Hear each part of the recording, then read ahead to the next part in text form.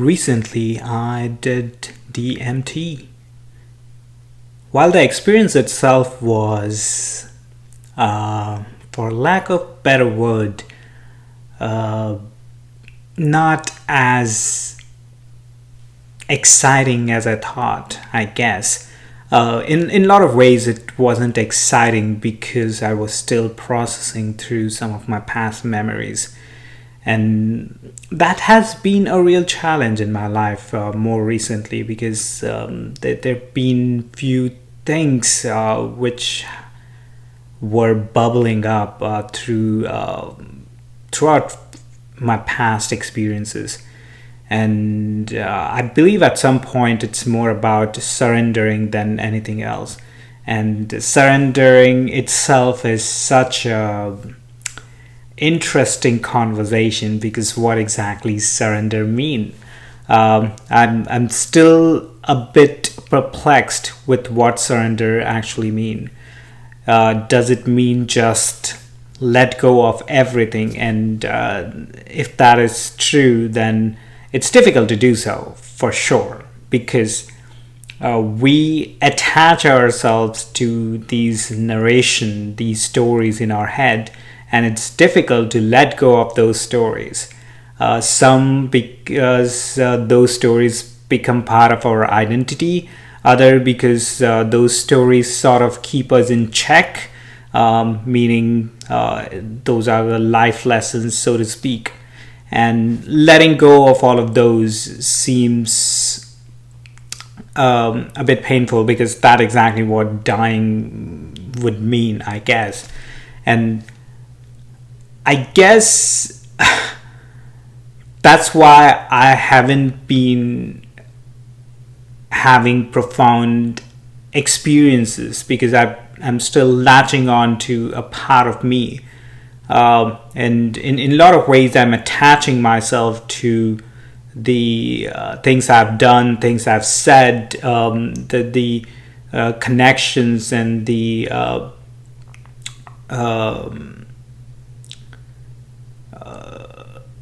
relations I have with different people, and those are all attachments. And these attachments are very, very, very difficult to let go. And in a way, I was having a profound experience while on DMT because I was thinking of what it would be like dying, because that's exactly what it felt like. I'm dying in that process, and I was having painfully hard time to let go of the part of me. But that's what death actually means, because towards the end you have to let go of your identity, you have to let go of who you are or who you believe you are. And if you don't do that willingly, I mean, at some level it happens physically or physiologically, because your heart will stop pumping at some point in time. So your dying memory gonna be the experiences throughout your life, the memories from the past. And the way I observed those memories on DMT were kind of interesting, because it was sort of like a machine, like a conveyor belt, sort of, and there were like gears which were coming together and falling apart, and those gears have like different memories, and those two memories were like combining together and then falling apart. And in those moments I was feeling a part of me was sort of dying, and I was trying to hold on to it, which is exactly what is wrong with my approach. Because in order to have a breakthrough experience, I know that I should be surrendering, but it's very difficult to do that in the moment. And especially when it comes down to letting go, my brain end up doubling down instead of letting go. So it becomes more painful because it's compounding on the already identity crisis or memories I been experiencing at the time, and those compounding effect makes it even more difficult to let go, because if you are just having one memory, then you can let go of that memory relatively easily. But if you have like a ton of different memories pile on each other, then it becomes super painful to sort out which memory is real, which isn't, and sort of debating around what those memories imply, in the sense, if those memories are pleasureful memories, then you may see yourself as that fun-loving person. But if those memories are painful memories, then you may see yourself as disappointment, or fill in the blank, right? So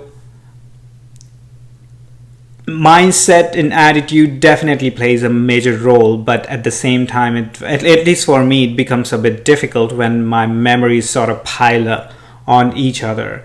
And that's where I want to focus in today's meditation, as well as in the coming few sessions, because I feel that surrender is a huge part of growing, huge part of growth.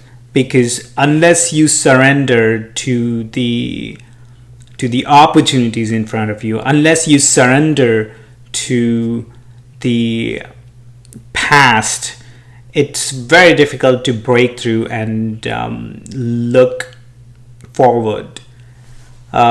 And I bet there are different techniques within surrendering as well. And I will be listening to some audio or watching some video to kind of figure out the tools and tricks to surrender.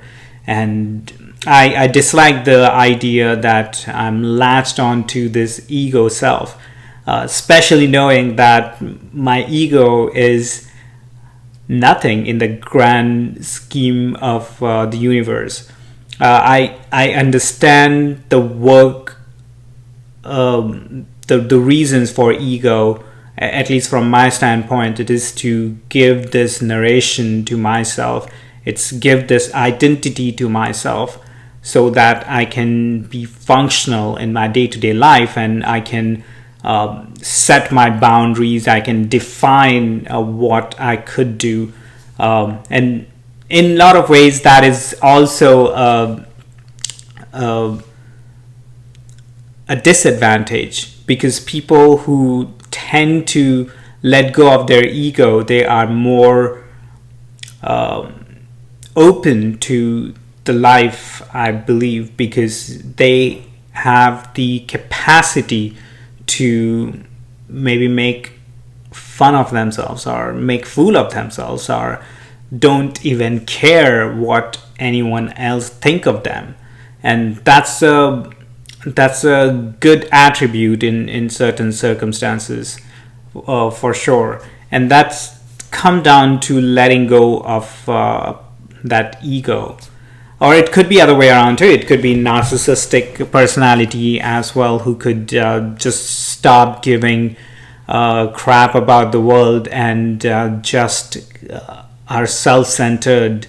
I guess I know I'm conflicting myself, because I'm still trying to figure out what exactly ego is.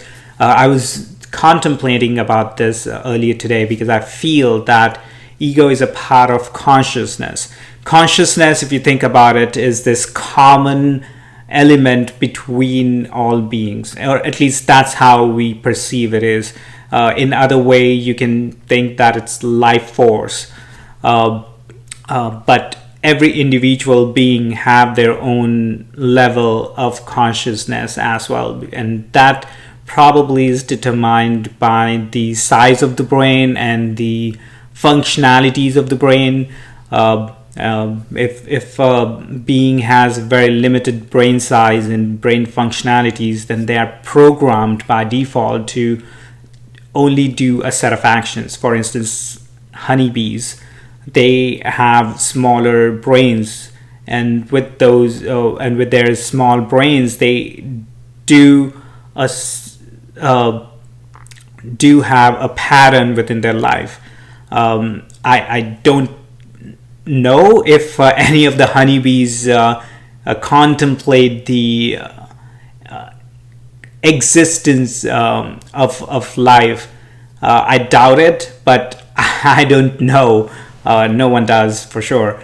But at the base level, we all can observe that honeybees are programmed to do a set of actions, and those actions are sort of proportional to the size of their brain.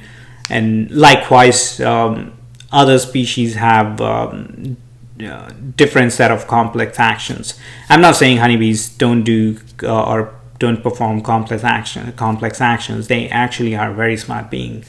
But the point being that consciousness kind of differ from being to being or species to species, and even with an individual, the consciousness varies, and that probably depends on the amount of awareness you have about your personal identity as well as your surroundings. And a lot of the consciousness is probably suppressed by the ego, because ego consumes so much resource from the brain. Because if you just contemplate the sheer amount of thoughts and stories you've been telling yourself, that's all just ego. And if you are able to suppress those thoughts and those stories, then you would be able to experience the consciousness at a higher degree. And that's what advanced meditators end up doing with their years of practice. They get so well, so good they become so good at suppressing their thoughts, or rather focusing their attention on the present moment, that the consciousness automatically flows through them. And I believe maybe that's what I need to focus on whenever I'm on any of these psychedelic journeys, and as well as the meditation journeys, which is just to focus on this present moment. And trust me, it is very, very difficult, because when you're overloaded by all the senses and the memories, it's become painful to be able to pay attention to the present moment. I've definitely experienced those moments when I'm just being present and not focusing on my past or my future. And those present moments are always peaceful and serene. And there are moments, even in my day, when I remind myself to just focus on the present moment. And that sort of amplify during the psychedelic experience or advanced meditative state, or I would even say in the lucid dreaming state, where you're present about when you're present in the dream itself, and you're aware of being awake in the dream and able to control and modify your dream world. And in a lot of ways we can do that in our real world too, up to a certain degree, of course. I mean, I remember some of my lucid dreams where I just break through wall and started flying. That was one of the surreal experience. And I know I can't do that in real world, especially just by waving my hand.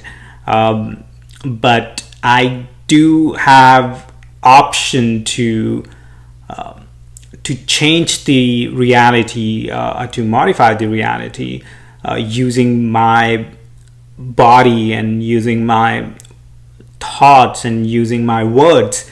And that's exactly what I'm doing. For instance, right now, I am playing with this reality by recording this.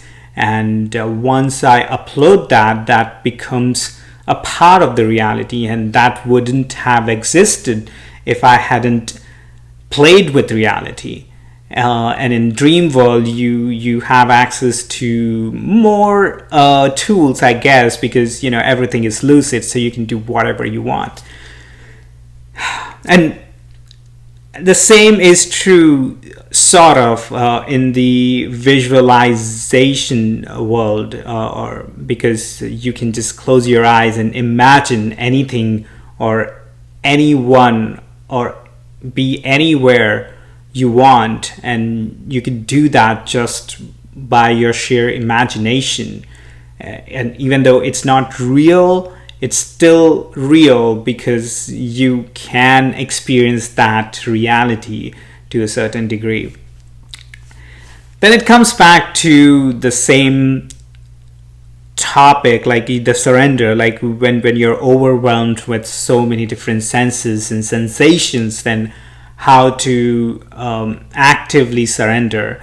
And I guess a lot of it is also trainable, in the sense, in the real world, the more you can surrender and let go of things, the easier it becomes. And I've started doing that in my life, for sure. I've started letting go of some of the conversations, some of the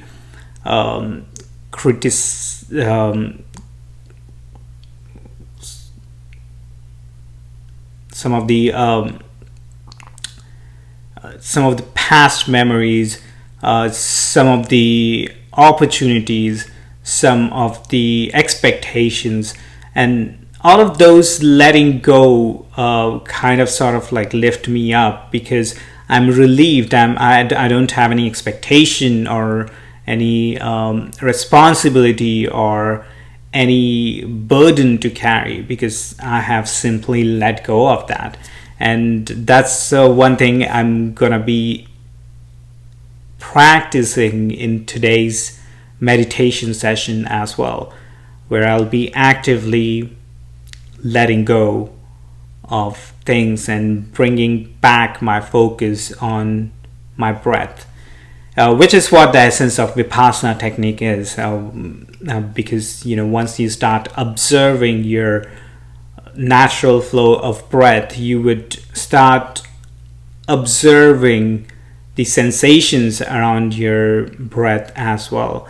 And those sensations are sort of hidden memories in some sense, where it could bring up some of the past memories or some of the future expectations. And once you learn how to let go and surrender those things within the meditation, you can unburden yourself from those